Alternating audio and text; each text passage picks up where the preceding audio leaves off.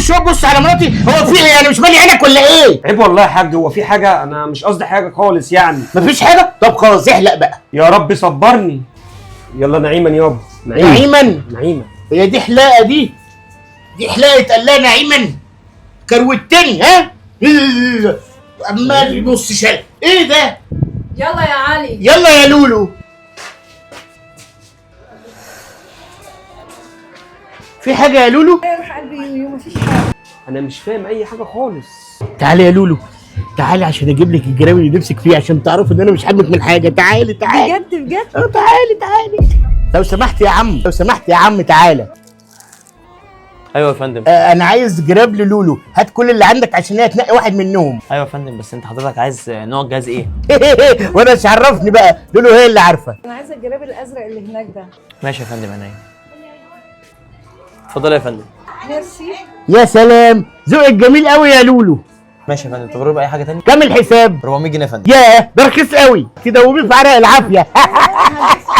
يا لولو تحب تروح السيما ولا مسرح النهارده؟ لا يا يول، انا هبدا بجد تعبانه جدا وهلكانه ومش عايزه اروح اي سينمات. وقفتي هنا ليه طيب؟ انا جايبه خلاط هنا هصلحه. خلاط ايه حضرتك؟ الخلاط اللي انا جبت اصلحها عند حضرتك. لا حضرتك ما جبتليش اي حاجه. تحب استناكي؟ لا يا يول، روح انت وانا هتصرف معاه. اتفضل. طب يا لولو. باي.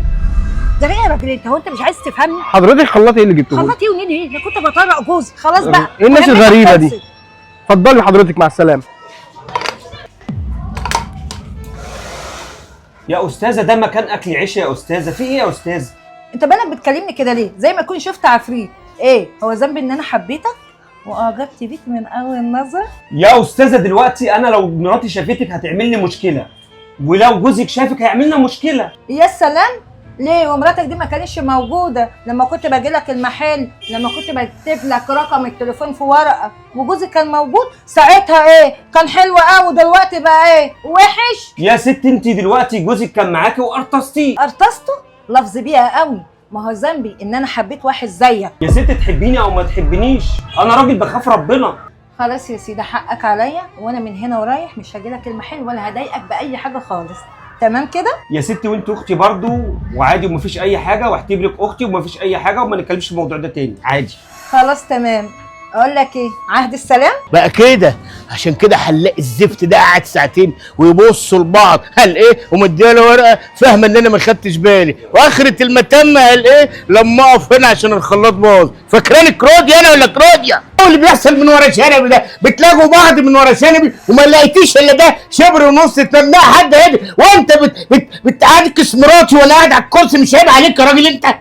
عيب اللي انت بتقوله ده يا حاج، عيب اللي انت بتقوله ده، عيب على شنبك ده حتى. تدافع عن نفسك تقول ايه؟ حضرتك انت تحافظ على بيتك، انا ماليش ذنب. انا انت ايه الكلام الفارغ اللي بتقوله ده؟ انا هفهمك يا يوسف. اسكت انت ولا تفهمين ولا تنيليني. انا هفهمك كل حاجه. ده بيكدب عليك، ده ما حصلش اي حاجه من الكلام اللي قاله ده. هتفهمني ايه؟ ده انت ما من تحت تبني اساسا. اي تيه ونيلة ايه يا اخي؟ بقول لك هفهمك. ما تفهم. بعد اذن حضرتك ما حدش يتكلم هنا عشان ده مكان اكل عيش. حط نفسك مكاني، لو انت مكاني هتعلي صوتك ولا لا؟ ايه الصوت ده؟ في ايه؟ مين دول؟ عاجبك كده؟ عملت لي مشاكل في بيتي اهو. مين دي؟ انا مراته يا حبيبي. انت اللي مين ودي مين دي كمان؟ ولما انت متجوز واحده كويسه كده بتبص وبتزوغ عينيك ليه؟ عيب عليك. على فكره عيب عليك انت وعيب على الست مراتك. انا سامعه كل حاجه وعارفه جوزي كويس. هو اذا كده والله اعلم ان انت مظلوم وهي مظلومه، ومراتي بقى انا عشان كده هطلقها. يلا روحي انت طالقه الله يخرب بيتك. يلا يا حبيبتي، يلا يا مامتك، يلا انت تطلعي محلي. الحقيقه بيتعرض الفيديو ده لقضيه من القضايا الخطيره اللي يا رب نستفاد بها، الاختلاط.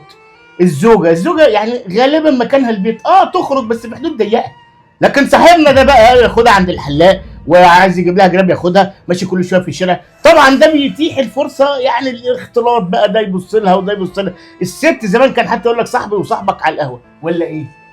والله عندك حق يا عم علي. هو فعلا الموضوع ده ممكن يحصل في حاله واحده بس، لو جوزك تعبان لا قدر الله او في اي حاجه ومعكيش ولاد، وممكن تروحي معاه، بس يا ريت تحافظي عليه وعلى شرفه وتحافظي على الراجل اللي هو فعلا بنيكي، او معنى اصح عامل لك بيت واسره. ليه تخونيه وليه تبصي بره؟ وقد تكون الزوجه بريئه بس هو عرضها لمواقف حرجه، خلي ده يبص لها وده يبص لها، وفي نفوس ضعيفه كتير. ولا ايه يا ريس؟